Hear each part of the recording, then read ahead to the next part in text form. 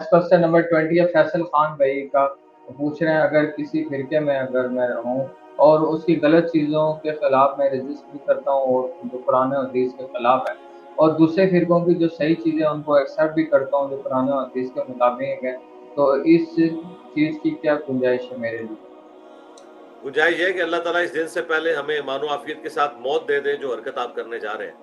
इसका तो मतलब ये है कि एक बंदा कहता है कि मैं कादियानियों में रहूं और गुलामत कादियानी को दज्जाल भी कहता रहूं, तो बात बिल्कुल गलत है। आपको एलानिया कहना होगा, क्योंकि फिरके में रहना ही बहुत बड़ा गुनाह और बिदत है।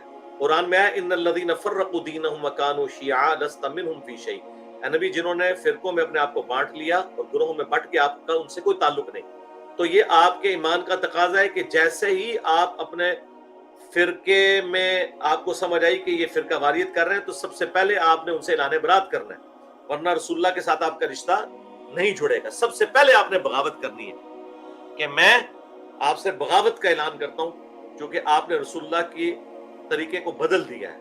तो आपने उस फिरके में रहते हुए नहीं, फिरके से निकलना है। फिरकों में तो रहने का कुरान तो कह रहा है वअतसिमू बिहब्लिल्लाहि जमीअन वला तफर्रकू।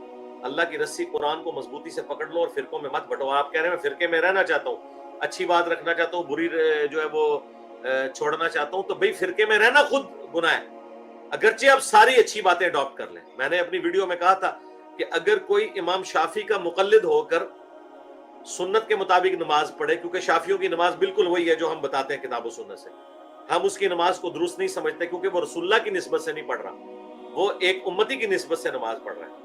जब तक वो ये नहीं कहता कि मैं रसूलुल्लाह के तरीके में नमाज पढ़ रहा हूं, उसकी नमाज भी दुरुस्त नहीं, भले वो रफुल यदैन भी करता रहे, क्योंकि वो उसका खुद बहुत बड़ा जुर्म है। फिरके में रहना खुद सबसे बड़ा जुर्म है, फिरके से ऐलान बरात करना ये हुक्म है हमें।